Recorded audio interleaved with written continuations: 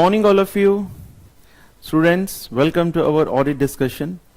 So आज बच्चों हम लोग जो है नेक्स्ट हमारा टॉपिक है that is ISA 720. Last class में हम लोगों ने कर लिया था. Now today we are discussing ISA 260. So before that, this is the brief introduction. We are studying ACCA F8 paper, that is Audit and Assurance. और हमारा जो मोबाइल एप्लीकेशन है दैट इज फाउंडेशन लर्निंग. ये हमारे mobile application का नाम है. तो अगर आप इसको देखेंगे गूगल प्ले स्टोर से अगर आप इसको सर्च करेंगे you will get it. So Google play store में आप इसको देखेंगे और ये हमारा मोबाइल लर्निंग ऐप है. आप इसको डाउनलोड करिए. तो बेसिकली हमने इस मोबाइल लर्निंग ऐप में जो कोर्सेज हम लोगों ने स्टार्ट किए हैं उन सभी पेपर्स के जो है कुछ वीडियोस हमने इसमें अपलोड किए हुए हैं.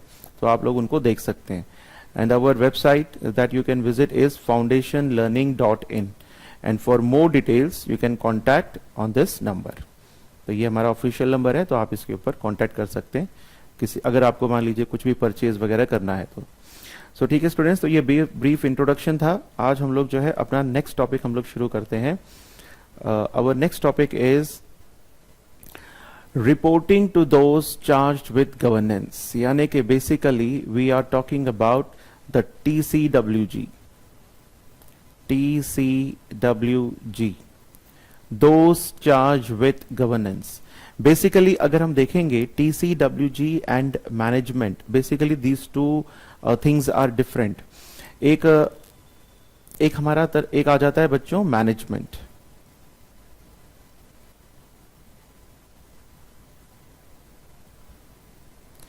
एक है management and the second one is TCWG. आपको ये इन दोनों में डिफरेंस आपको समझना है. मैनेजमेंट जो होता है ये it can be at various level, top level management, middle level management या फिर लो लेवल. तो 3 लेवल्स पर जो है मैनेजमेंट होता है. और ये जो हमारा TCWG है it is a top level. यानी कि these are those persons who are charged with the governance. यानी कि इसमें जो है बेसिकली हमारे डायरेक्टर्स वगैरह सब इसमें आ जाते हैं. डायरेक्टर्स इसमें आ जाते हैं, चीफ फाइनेंशियल ऑफिसर आ जाता है, company secretary. All these important persons will come under this TCWG, those charged with governance. तो बेसिकली यही वो लोग होते हैं जो कि पूरे एंटिटी के गवर्नेंस को देखते हैं. They manage the whole governance of the entity. So basically कई बार ऑडिटर की ये ड्यूटी बन जाती है या फिर ऑडिटर की ये रिस्पॉन्सिबिलिटी बन जाती है कि वो जो है TCWG, those charged with governance से जो है कम्युनिकेट करे, यानी कि उनको रिपोर्ट करे. रिपोर्ट मींस कुछ भी इंपॉर्टेंट बातें अगर उसको बतानी है, कुछ भी फाइंडिंग, जैसे मान लीजिए ऑडिटर जब ऑडिट करता है तो उस ऑडिट के दौरान अगर उसको कुछ इंपॉर्टेंट बातें पता चलती हैं तो वो बातें जो है ऑडिटर TCWG से डिस्कस कर सकता है. सो ISA 260 हमें इन सभी चीजों के बारे में डिटेल में बताता है कि वो कौन कौन से मैटर्स हैं जो कि ऑडिटर को रिपोर्ट करना होता है TCWG को. सो डिफरेंट टाइप्स ऑफ जो कम्युनिकेशन यहां पर होती है उन सभी चीजों को हम लोग डिटेल में देखेंगे. So let's start. ISA 260 communication with those charged with governance. एक तो ये हो गया ISA 260 and ISA 265. So basically हम इस चैप्टर में तो हम लोग 265 से डील नहीं करेंगे, बट जस्ट ये नाम आपको पता होना चाहिए. Communicating deficiencies in internal control to those charged with governance. हर एक एंटिटी अपने एंटिटी में इंटरनल कंट्रोल्स अप्लाई करती है, इंटरनल कंट्रोल्स को डिजाइन करती है, उनको इंप्लीमेंट करती है, and also entity makes it sure कि उनके इंटरनल कंट्रोल्स जो है वो प्रॉपरली काम कर रहे हैं. और आपको पता है कि जितने भी इंटरनल कंट्रोल्स हैं ये आने वाले जो स्टार्टिंग से जब मैं चैप्टर्स पढ़ाऊंगा तो उसमें अलग सा टॉपिक है आपका हमारा internal controls. So these are very important. So basically entity अपने एंटिटी में जो मैनेजमेंट है अपने एंटिटी में इंटरनल कंट्रोल्स को क्यों लगाते हैं, वो अपने एंटिटी में इंटरनल कंट्रोल्स को इसलिए लगाते हैं ताकि जो फ्रॉड्स हैं, जो एरर्स हैं, उनको हम रोका जा सके. अब जैसे मान लीजिए अगर ऑडिटर को लगता है कि इस एंटिटी में किसी प्रकार से भी इंटरनल कंट्रोल्स में कुछ डेफिशिएंसीज हैं, कमियां हैं, तो ये ऑडिटर क्या करेगा, दोज चार्ज विद गवर्नेंस को इन कमियों के बारे में इन्फॉर्म करेगा, ताकि एंटिटी जो है इंटरनल कंट्रोल्स को प्रॉपरली जो है मैनेज करे, इंप्लीमेंट करे।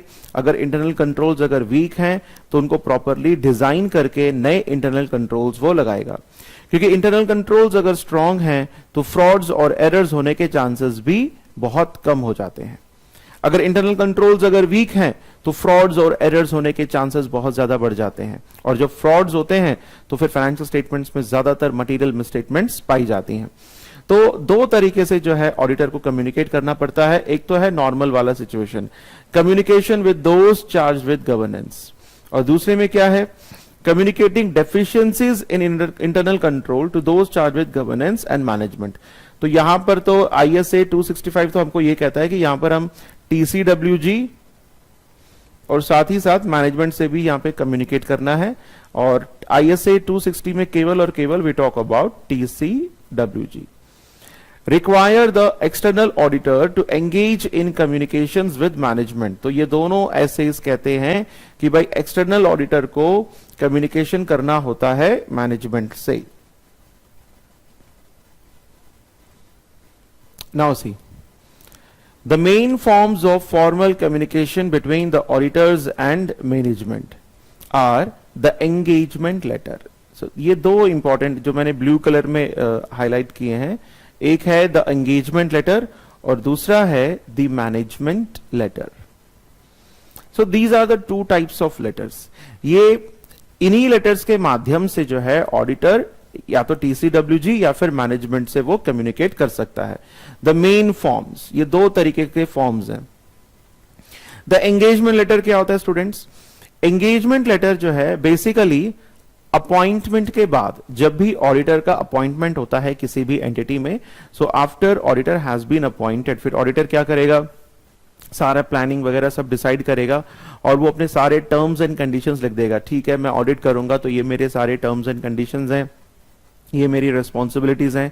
ये सारी चीजें ऑडिटर जो है एंगेजमेंट लेटर में लिख करके TCWG को देगा और TCWG उसके ऊपर जो है फिर वो साइन करेगा। यानी कि before the commencement of the audit work को कमेंसमेंट शुरू करने से पहले ऑडिटर जो है एंगेजमेंट लेटर के द्वारा TCWG से कम्युनिकेट करता है। बिल्कुल स्टार्टिंग की हम लोग बात कर रहे हैं, बिल्कुल at the beginning, before the commencement of the audit, क्योंकि पहले ऑडिट को शुरू करने से पहले ऑडिटर की यह जिम्मेदारी बन जाती है कि वो अपना स्कोप के बारे में बताए कि भाई मैं ऑडिट करूंगा तो मैं इन सारी चीजों का मैं ऑडिट करूंगा, तो ये मेरी रिक्वायरमेंट्स हैं, तो और खुद के बारे में बताएगा कि मैं इंडिपेंडेंट हूं वगैरह वगैरह सारी चीजें वो बताएगा। तो इस तरीके से एक तरीका है एंगेजमेंट लेटर जो कि बिल्कुल स्टार्टिंग में यूज होता है। तो इसको हम लोग जो है एथिक्स एंड एक्सेप्टेंस चैप्टर में डिटेल में पढ़ेंगे। Another written communication usually sent at the end of the audit, which is often referred to as the management letter. दूसरा लेटर कौन सा है? The management letter, जो कब भेजा जाता है? Sent at the end of the audit.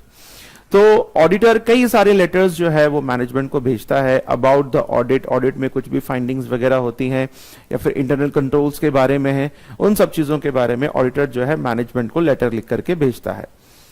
So usually sent at the end of the audit, और ये जनरली जब ऑडिट खत्म होता है तो ऑडिटर ये इन्फॉर्म करने के लिए कि भाई मैंने अपना पूरा ऑडिट कंप्लीट कर लिया है, तो आप आकर के एक बार देख लीजिए, इस प्रकार से वो बता सकता है।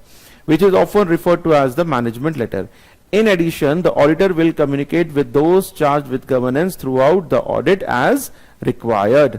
और सिर्फ ऐसा ही नहीं है कि स्टार्टिंग में और एंड में, बीच में भी, throughout the audit, जब जब ऑडिटर ऑडिट कर रहा है, मान लीजिए ऑडिट करने के दौरान ही तो ऑडिटर को पता चलेगा कि इस एंटिटी के इंटरनल कंट्रोल्स वीक हैं, इस एंटिटी में जब सामान जब गोडाउन से बाहर जाता है तो किसी प्रकार की कोई लिखा पढ़ी नहीं होती है, उनकी जो नोटिंग होती है वगैरह कुछ भी नहीं लिया जाता है, यानी कि इंटरनल कंट्रोल्स यहां पर वीक हैं, तो यहां पे फ्रॉड्स होने के चांसेस ज्यादा हैं।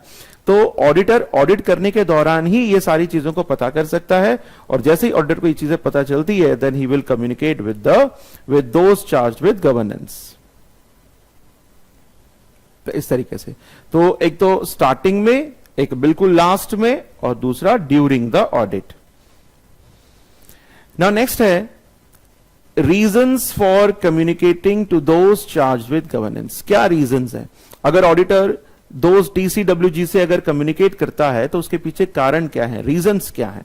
सो these are the 4 reasons to communicate responsibilities of the auditor. Auditor जो है अपनी रेस्पॉन्सिबिलिटीज बताना चाहता है. To communicate responsibilities of the auditor and an overview of the scope. Overview of the scope means कि किस लेवल पर वो ऑडिट का काम करेगा, उसको किन किन चीजों को वेरीफाई करना है, पूरा अपना ओवरऑल जो वर्क है उसके बारे में बताएगा. And timing of the audit, कि कितने पीरियड में ऑडिट वो खत्म कर सकता है, कब कब कौन कौन से प्रोसीजर्स लगाएगा, उनकी सबकी टाइमिंग भी ऑडिटर बताएगा. दूसरा है to obtain information relevant to the audit. पहला वाला ऑडिटर खुद सामने TCWG को बताएगा कि सर ये मेरी रेस्पॉन्सिबिलिटीज हैं, ये मेरा ऑडिट का स्कोप है और ये मेरा टाइमिंग है. दूसरे में टू ऑब्टेन इंफॉर्मेशन. कई बार क्या होता है कि ऑडिटर को कुछ जानकारी चाहिए होती है, तो ऑडिटर जानकारी को प्राप्त करने के लिए to obtain information relevant to the audit, तो भी ऑडिटर जो है TCWG से कम्युनिकेट करेगा. फिर आगे लिखा है next to report matters from the audit on a timely basis. Auditor audit करता रहता है, तो ऑडिट जैसे जैसे अलग अलग फेजेस में कन्वर्ट होता जाएगा, आई मीन जैसे जैसे ऑडिट का जो काम है वो धीरे धीरे कंप्लीट होता जाएगा, तो ऑडिटर इसके बारे में जो है मैनेजमेंट को कंटिन्यूअसली इन्फॉर्म करता रहेगा, TCWG को. So to report matters from the audit on timely basis. तो कुछ भी अगर ऑडिट के दौरान अगर कुछ भी इंपॉर्टेंट मैटर्स आते हैं, to report matters from the audit on a timely basis. And the last one is to promote effective two-way communication. अगर ऑडिटर और TCWG के बीच में अगर कंटिन्यूअसली बातचीत होती रहती है तो इन दोनों को जो है टू वे कम्युनिकेशन इन दोनों का बढ़िया रहता है. तो ये कुछ बेसिक रीजंस थे. तो पहला रीजन क्या हो गया स्टूडेंट्स, ऑडिटर की रेस्पॉन्सिबिलिटीज, स्कोप एंड टाइमिंग के बारे में अगर ऑडिटर को बताना है. दूसरा है ऑडिटर अगर कोई इंफॉर्मेशन ऑब्टेन करना चाहता है. तीसरा है ऑडिट के ड्यूरिंग द ऑडिट अगर कोई इंपॉर्टेंट मैटर्स ऑडिटर के सामने आते हैं तो वो उनको मैनेजमेंट को बताना चाहेगा. एंड टू वे कम्युनिकेशन को डेवलप करने के लिए भी ये जरूरी है. Now matters that should be reported to those charge with governance. वो कौन कौन से मैटर्स हैं, पीछे हमने पढ़े थे रीजंस, और यहां पे हम पढ़ रहे हैं कि वो कौन कौन से मैटर्स हैं that should be reported to those charge with governance, TCWG. वो कौन कौन से मैटर्स हैं जो कि हमें TCWG को कम्युनिकेट करने होते हैं. The first one, the auditors responsibility. Just पीछे हम लोगों ने देखा ये रीजंस हैं, तो यही मैटर्स बन गए. Auditors responsibility, the auditor's responsibility in relation to the financial statements audit. Financial statements को ऑडिट करते समय ऑडिटर की जो भी रिस्पॉन्सिबिलिटीज है वो सारी चीजें हम बता देंगे. फिर नेक्स्ट पॉइंट भी हम लोग पढ़ चुके हैं, planned scope and timing of the audit. Now students ये पर्टिकुलर पॉइंट आपके लिए बहुत इंपॉर्टेंट है. ये आपको अलग से क्वेश्चन में पूछा जा सकता है कि एक तो हमने कहा कि ऑडिटर क्यों कम्युनिकेट करता है, ताकि ऑडिटर अपनी रिस्पॉन्सिबिलिटीज के बारे में बताए, और दूसरा ऑडिटर जो है प्लान्ड स्कोप और टाइमिंग के बारे में भी मैनेजमेंट को या फिर TCWG को बताना चाहता है. Planned scope and timing of the audit including for example. अब यहां पे कुछ एग्जाम्पल्स गिवन है, जैसे the auditor's approach to internal control relevant to the audit. कि ऑडिटर का अप्रोच क्या है, ऑडिटर ने प्लान किया हुआ है. जैसे मान लीजिए प्लान्ड स्कोप, ऑडिटर ने क्या प्लानिंग करी है कि अगर इस एंटिटी के इंटरनल कंट्रोल्स स्ट्रांग हैं तो फिर मेरा काम इजी हो जाएगा. ऑडिटर का यह कहना है कि अब जैसे मान लीजिए कोई भी सामान अगर गोडाउन से अगर हम लोग इश्यू करते हैं तो उसके ऊपर काफी प्रॉपर कंट्रोल्स लगाए गए हैं. सबसे पहले हम लोग ऑथोराइजेशन लेटर हम देखते हैं, फिर इनवॉइसेस हम लोग चेक उसमें देखते हैं, फिर उसकी पूरी एंट्री वगैरह होती है, फिर जाकर के उस सामान को गोडाउन से जो है हम लोग इश्यू करते हैं. जब इतने प्रकार के इंटरनल कंट्रोल्स हैं तो वहां पर फ्रॉड्स और एरर्स होने के चांसेस कम है. तो ऑडिटर देखेगा कि अगर जिस भी पर्टिकुलर एरिया में अगर इंटरनल कंट्रोल स्ट्रांग है तो वहां पर मैं अपने ऑडिट प्रोसीजर्स थोड़े से कम करूंगा, क्योंकि ऑडिटर को उतना ज्यादा फिर भारी काम वहां पे करने की जरूरत नहीं पड़ती है. तो ऑडिटर का अप्रोच क्या है इंटरनल कंट्रोल्स को लेकर के. अगर ऑडिटर को लगा कि यहां पर जो है इंटरनल कंट्रोल्स वीक हैं, तो ऑडिटर को लगता है कि यार जहां पर इंटरनल कंट्रोल्स वीक हैं वहां पर फ्रॉड्स और एरर्स होने के चांसेस ज्यादा हैं, तो ऐसी सिचुएशन में ऑडिटर सोचेगा कि नहीं, तो फिर मैं इसके ऊपर भरोसा नहीं करूंगा, मैं खुद के ऑडिट प्रोसीजर्स लगाऊंगा, एविडेंसेस ऑब्टेन करूंगा, तब जाकर के मैं कोई कंक्लूजन जो है ड्रॉ करूंगा। तो डिपेंड करता है ऑडिटर किस तरीके से जो है इंटरनल कंट्रोल्स को अप्रोच करता है, तो ये उसके प्लानिंग के अंतर्गत शामिल है। The auditor's approach to internal control relevant to the audit. So planned scope and timing पर ये एक एग्जांपल है। दूसरा पॉइंट है the extent to which the auditor is planning to use the work of internal audit and the arrangements for so doing. अब दूसरा point यह है प्लान्ड स्कोप में कि इंटरनल ऑडिट क्या होता है बच्चों, कि जनरली जो ऑडिट यहां पे जो भी हम लोग ऑडिट की यहां पे बात कर रहे हैं, we are talking about the external audit, external auditor, यानी कि यहां पर जो ऑडिटर आएगा वो बाहर से आकर के इस एंटिटी का ऑडिट करेगा। बट रिमेंबर, कई ऐसे एंटिटीज होते हैं जो अपने ऑर्गेनाइजेशन में एक इंटरनल ऑडिटर को हमेशा रखते हैं। Internal auditor is like a employee of the entity, वो एक एम्प्लॉय की तरह काम करता है, वो मंथली सैलरी वो ड्रॉ करता है इंटरनल ऑडिटर। तो इंटरनल ऑडिटर जो है वो बेसिकली क्यों रखा जाता है, ताकि वो रेगुलर बेसिस पर जो जो काम एंटिटी में हो रहा है उनके ऊपर वो चेक रख सके, उनको वो ऑब्जर्व कर सके, चेक रखे, किसी भी प्रकार के फ्रॉड्स और एरर्स ना हो, इस चीज को वो मेक श्योर करता है internal audit. If internal audit is strong, then auditor जो एक्सटर्नल ऑडिटर है he can rely on the internal audit, और फिर एक्सटर्नल ऑडिटर का जो काम है वो कम हो जाता है। तो यहां पर प्लान्ड स्कोप एंड टाइमिंग में ऑडिटर को यह भी बताना पड़ेगा कि मेरा क्या अप्रोच है वर्क ऑफ इंटरनल ऑडिट को लेकर के। इंटरनल ऑडिटर ने जो जो काम किया है, क्या उसके ऊपर मैं रिलाई करूंगा नहीं करूंगा, ये सारी चीजें यहां पर आपको बतानी पड़ेंगी।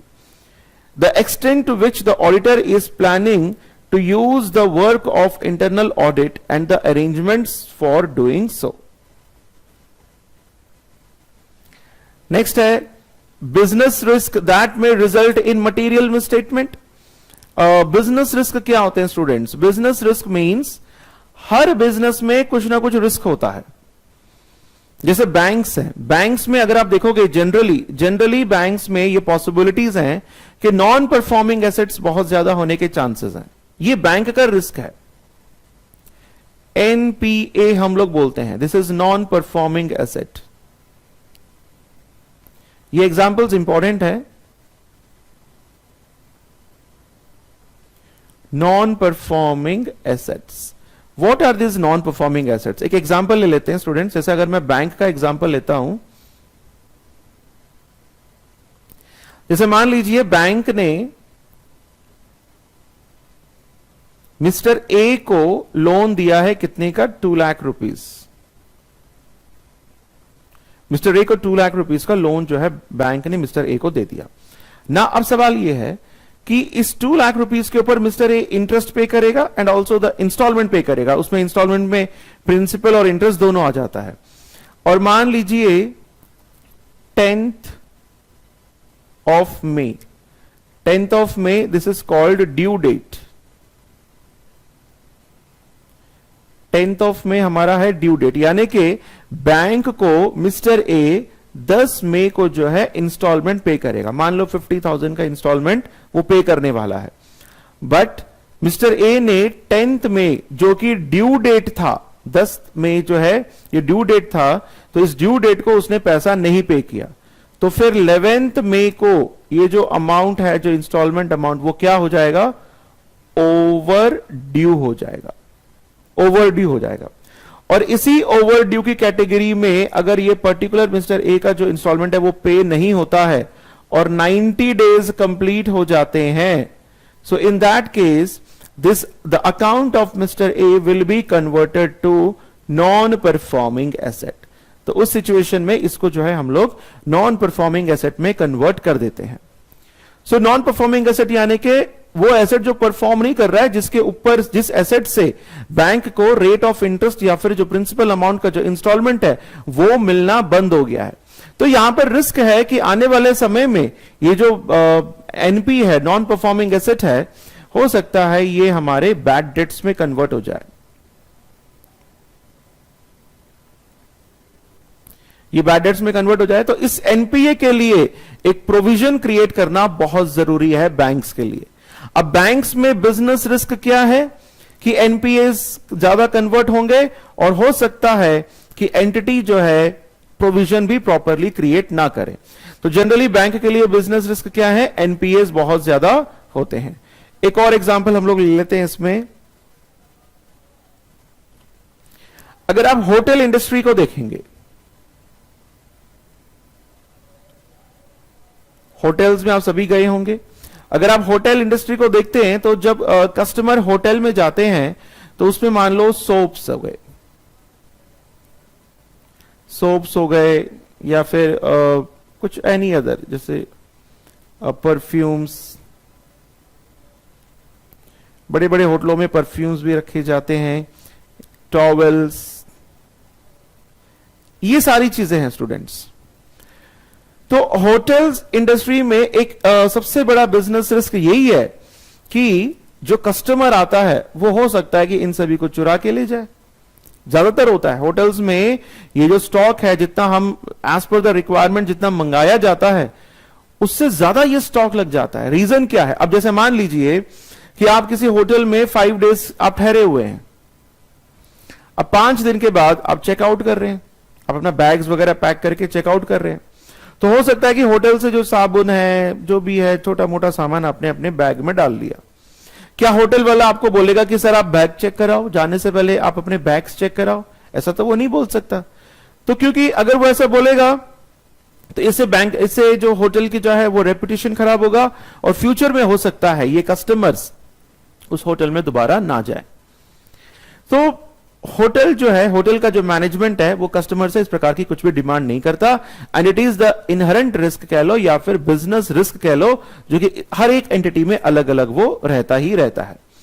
सो बिजनेस रिस्क दैट में रिजल्ट इन मटेरियल मिसस्टेटमेंट, इसके बारे में भी ऑडिटर जो है इन्फॉर्म करेगा। And communication with regulators, if it is a bank, bank का रेगुलेटर कौन है स्टूडेंट्स?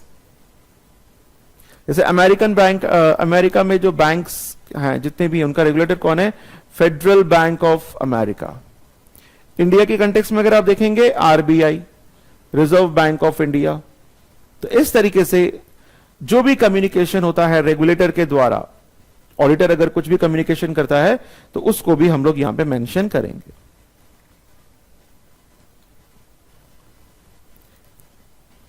तो सबसे पहला पॉइंट हमने देख लिया, auditor's responsibility. Second is planned scope and timing. Now next is significant findings from the audit such as. Auditor जब ऑडिट करता है तो वो काफी सिग्निफिकेंट, उसको काफी इंपॉर्टेंट चीजें जो है वो पता चलती रहती हैं during the audit.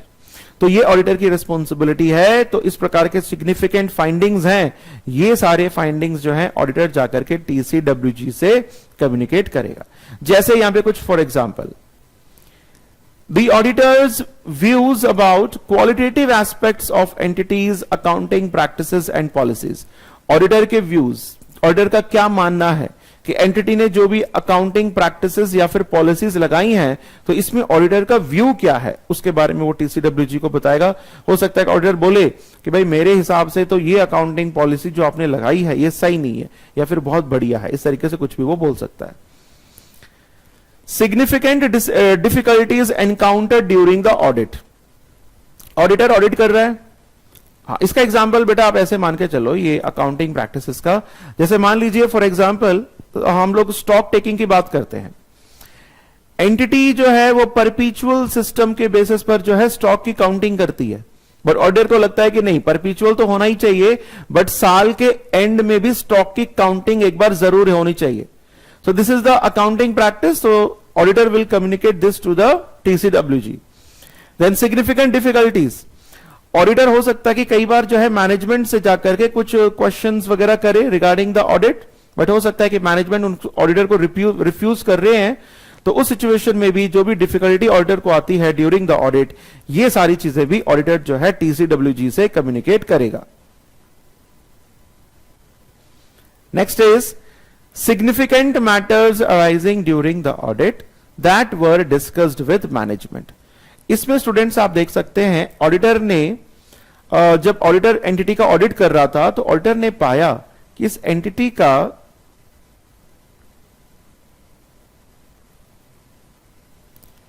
Going concern assumption,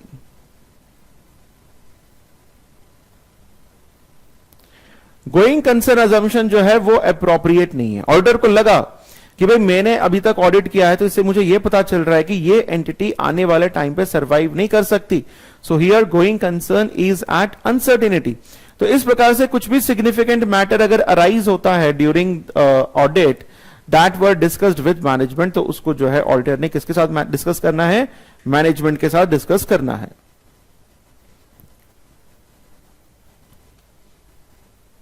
next example है return representations the auditor is requesting. Auditor कई सारी चीजों के बारे में रिटर्न रिप्रेजेंटेशन मैनेजमेंट से लेता है। रिटर्न रिप्रेजेंटेशन क्या है स्टूडेंट्स? आप इसको ऐसे मान के चलिए कि like for example applicable FRF, applicable FRF को अडॉप्ट करना मतलब इसको फॉलो करना किसकी जिम्मेदारी है? मैनेजमेंट की जिम्मेदारी है। इंटरनल कंट्रोल्स, इसको डिजाइन करना, इंप्लीमेंट करने की जिम्मेदारी किसकी है? मैनेजमेंट की है। तो ऑडिटर क्या करेगा? मैनेजमेंट से एक रिटर्न में, लिखित में एक रिप्रेजेंटेशन ले लेगा। ऑडिटर कहेगा मैनेजमेंट से कि सर आप हमको लिख के दीजिए कि आपके जो भी फाइनेंशियल स्टेटमेंट्स बने हैं all that are applicable, that are as per applicable FRF, वो फाइनेंशियल रिपोर्टिंग फ्रेमवर्क के अनुसार हैं और इंटरनल कंट्रोल्स आपने खुद डिजाइन करे हैं और प्रॉपरली इंप्लीमेंट करे हैं। ये पूरी बात आप मेरे को रिटर्न रिप्रेजेंटेशन में, लिखित में आप दे दीजिए। तो इस तरीके से auditor can request return representations.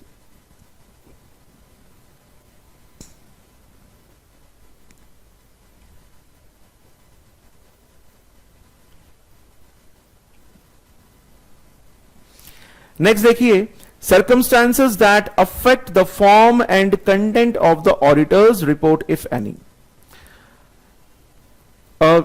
पिछले क्लासेस में काफी जगह पे हम लोगों ने पढ़ा था कि ऑडिट रिपोर्ट का फॉर्म और कंटेंट चेंज होता है।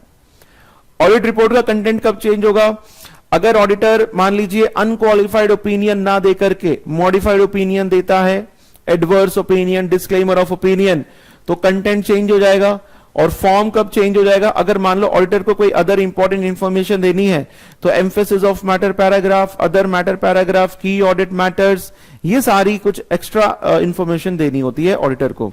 तो उसके चलते अगर किसी भी तरीके से circumstances that affect the form and content of the auditors report if any, अगर ऑडिटर रिपोर्ट का कोई फॉर्म है, कंटेंट अगर उसमें कोई भी चेंज हो रहा है तो भी ऑडिटर जो है मैनेजमेंट को इन्फॉर्म करेगा, TCWG को इन्फॉर्म करेगा। This includes any expected modifications to the report and key audit matters to be communicated in accordance with ISA 701। तो कोई भी मॉडिफिकेशंस अगर ऑडिट रिपोर्ट में होती है उसके बारे में ऑडिटर जो है TCWG से कम्युनिकेट करेगा। एंड ऑल्सो की ऑडिट मैटर्स के बारे में हम लोगों ने पढ़ा भी था। की ऑडिट मैटर्स क्या होते हैं कि पहले ऑडिटर जो है TCWG से काफी सारे मैटर्स के ऊपर कम्युनिकेट करता है, तो उन ऑलरेडी कम्युनिकेटेड मैटर्स में से कुछ इंपॉर्टेंट मैटर्स को उठा करके हम जो है की ऑडिट मैटर्स में इसको इंक्लूड कर देते हैं। So communicated in accordance with ISA 701, communicating key audit matters in the independent auditor's report. The next one is other matters. Other matters that in auditor's opinion are significant to the oversight of reporting process. तो auditor को यह भी करना होता है कि कोई और अदर मैटर जो कि ऑडिटर के ओपिनियन में लगता है कि वो बहुत ही सिग्निफिकेंट है और वो रिपोर्टिंग प्रोसेस में मान लो कुछ रह गया वगैरह कुछ भी चीजें हैं, तो ऑडिटर उसको दोबारा जो है जाकर के कम्युनिकेट कर सकता है। And the last point is matters of auditor independence. Auditor ये भी कम्युनिकेट करेगा कि सर मैं बिल्कुल इंडिपेंडेंट हूं, मैं किसी के ऊपर डिपेंडेंट नहीं हूं, मैं बिल्कुल अनबायस्ड होकर के आपका काम कर सकता हूं। तो इन सब के बारे में भी ऑडिटर जो है कम्युनिकेट करेगा। Now next point, ultimately what constitute a matter requiring the attention to those charge with governance. Ultimately मतलब at the end of the day ये कौन डिसाइड करेगा कि कौन सी बात मैंने जाकर के मैनेजमेंट को बतानी है, यानी कि टीसीडब्ल्यूजी को बतानी है? ये खुद ऑडिटर हिमसेल्फ, ऑडिटर खुद इस बात को जो है डिसाइड करेगा. Ultimately what constitutes a matter requiring the attention of those charged with governance is a matter of professional judgment. तो ये बिल्कुल ही प्रोफेशनल जजमेंट है और ऑडिटर अपने प्रोफेशनल जजमेंट के आधार पर ये डिसाइड करेगा कि यस, ये मैटर मुझे जो है जाकर के बतानी है टीसीडब्ल्यूजी को. और इसमें कुछ एग्जांपल्स दे रखे हैं. Delays in obtaining information for the audit. हो सकता है कि ऑडिटर ने बहुत कुछ डिमांड किया, मैनेजमेंट से काफी सारी इंफॉर्मेशन मांगी, और ऑडिटर ने एंटिटी के जो स्टाफ मेंबर्स हैं उनसे भी काफी सारी इंफॉर्मेशन ऑब्टेन करने की कोशिश करी, बट जो इंफॉर्मेशन जो उनको मिली वो काफी डिलेड मिली, यानी कि काफी देरी से मिली. An unreasonably brief time within which to complete the audit. अगर मान लीजिए ऑडिटर को बोला गया कि भाई तुम एक जो बहुत ही मतलब ऑडिटर को बहुत ही कम टाइम दिया गया है ऑडिट को कंप्लीट करने के लिए, तो इसके बारे में भी ऑडिटर जाकर के बोलेगा कि सर आपने मेरे को ये जो टाइम दिया है ऑडिट को कंप्लीट करने के लिए, ये अनरीजनेबली बहुत ही छोटा टाइम है, बहुत कम टाइम है. I need some more time. I cannot perform my audit as per ISAs or in any other of a proper form. It is not possible for me. So an unreasonably brief time within which to complete the audit. And next is expected limitations on the audit, either imposed by management or other circumstances. Now this is important. Expected limitations. अगर मान लीजिए auditor के audit के ऊपर management ने कोई limitations लगा दी हैं कि नहीं भाई तुम, जैसे ऑडिटर डिसाइड करके आया कि मेरे को जो है 100 एलिमेंट्स का आज ऑडिट करना है, पूरा वेरिफिकेशन करना है, बट मैनेजमेंट कहता है कि नहीं, तुम 100 नहीं, तुम केवल 60 का ही कर सकते हो, बाकी 40 को तुमको देखने की जरूरत नहीं है. तो बेसिकली मैनेजमेंट यहां पे क्या कर रहा है? Management is imposing the limitations on the audit. तो इसके बारे में भी ऑडिटर जो है कम्युनिकेट करेगा. Expected limitations on the audit either imposed by management और other circumstances.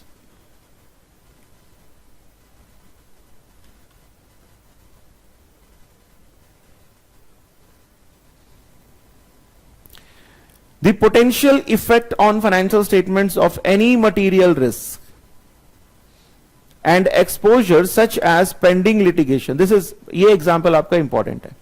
Pending litigation that are required to be disclosed in the financial statement. The potential effect on financial statement. Entity के ऊपर मान लो कोई case चल रहा है और entity अगर वो केस हार जाती है तो उसका बहुत बुरा असर जो है एंटिटी के ऊपर पड़ने वाला है, और हो सकता है कि इस बात को मैनेजमेंट ने डिस्क्लोज किया भी हो बुक्स ऑफ अकाउंट्स में या फिर ना भी किया हो, बट इसके बारे में भी ऑडिटर जो जाकर के मैनेजमेंट से कम्युनिकेट करेगा. Whenever I am saying management, that I mean TCWG. The potential effect on the financial statements of any material risk and exposures such as pending litigation that is required to be disclosed in the financial statements. A summary of identified misstatements, whether corrected or not by entity, and a request that they are adjusted. इसके बारे में भी auditor जो है communicate कर सकता है. अभी तक ऑडिटर को जितने भी मिस स्टेटमेंट्स मिले हैं ड्यूरिंग हिज ऑडिट, उन सभी का एक समरी बना लेगा. तो और ये समरी जो है ऑडिटर टीसीडब्ल्यूजी से जाकर के कम्युनिकेट कर देगा. A summary of identified misstatements, whether corrected or not by the entity, and a request that they are adjusted.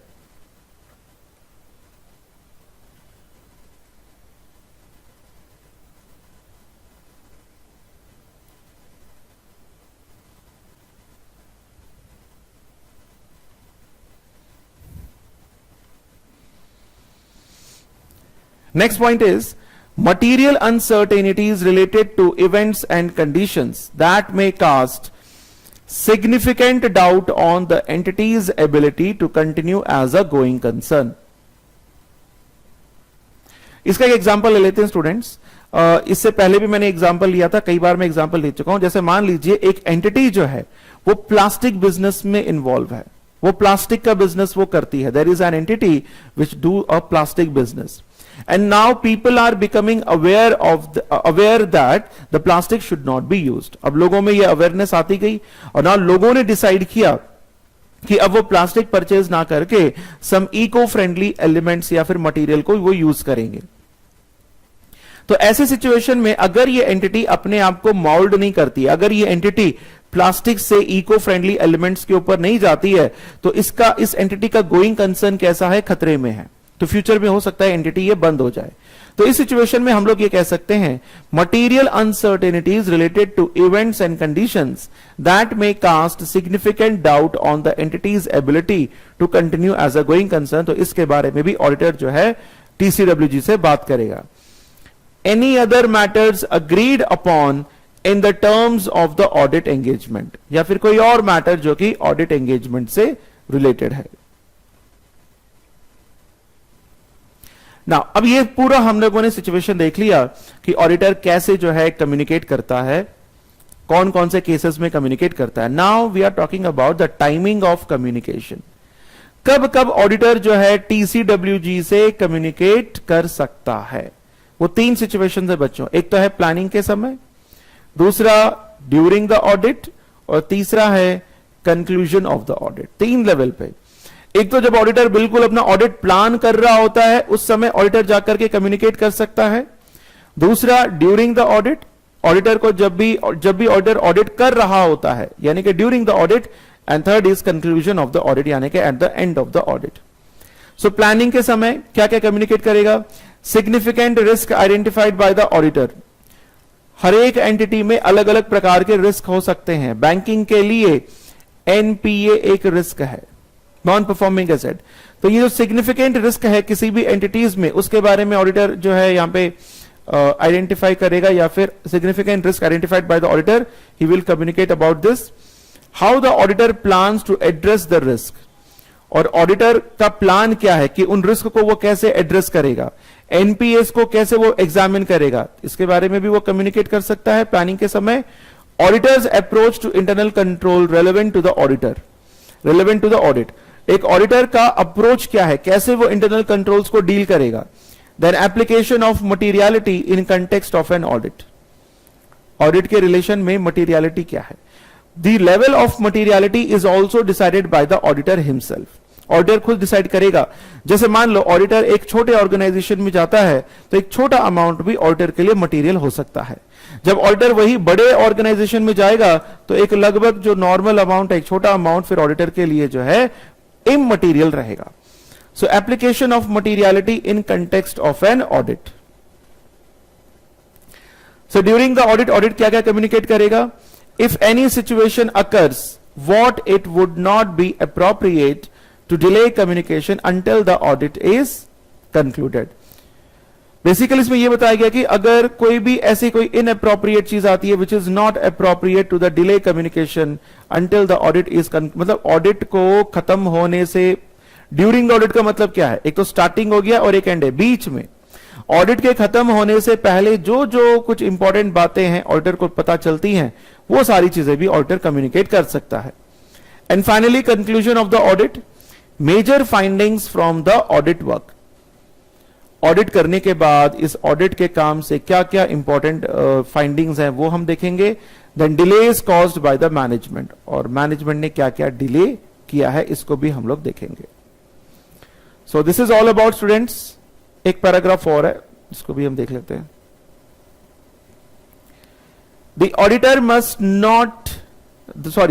must take care not to compromise the effectiveness of the audit by communicating too much information about the planned scope, timing of the audit such an extent that procedures become too predictable. कहने का मतलब auditor को इस बात को ध्यान रखना चाहिए, not to compromise the effectiveness of audit by communicating. कि ऑडिटर जो है मैनेजमेंट को बता रहा है कि देखो भाई आपके एंटिटी में इंटरनल कंट्रोल्स ठीक नहीं है, आपके एंटिटी में गोइंग कंसर्न खतरे में, तो खूब सारी चीजें बता तो रहे हो, पर बताने का मतलब ये नहीं है कि ऑडिटर अपना काम जो है वो रोक दे. नहीं, ऑडिटर को अपना काम जो है प्रॉपरली करना जरूरी है. The auditor must take care not to compromise the effectiveness of the audit by communicating too much information. So that's it. तो बच्चों ये हमारा जो है बेसिकली यहां तक अगर मैं बात करूं, सो बाय कंप्लीटिंग ISA 260 हम ये कह सकते हैं कि हमने ये पूरा चैप्टर जो है हमने कंप्लीट कर लिया है. नाउ नेक्स्ट वीडियोस में हम लोग क्या करेंगे, we will do certain questions,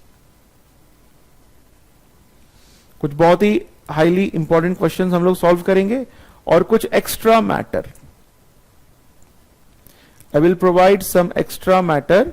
और एक्स्ट्रा मैटर कहां से होगा स्टूडेंट्स, ये जो हमारे टेक्निकल आर्टिकल्स वगैरह हैं वहां से ये एक्स्ट्रा मैटर्स लूंगा और बाकी एक दो किताबें और हैं वहां से भी मैं इंक्लूड करूंगा, ताकि आपका जो है कोई भी पर्टिकुलर टॉपिक है आपका इसका एग्जाम में नहीं छूटना चाहिए.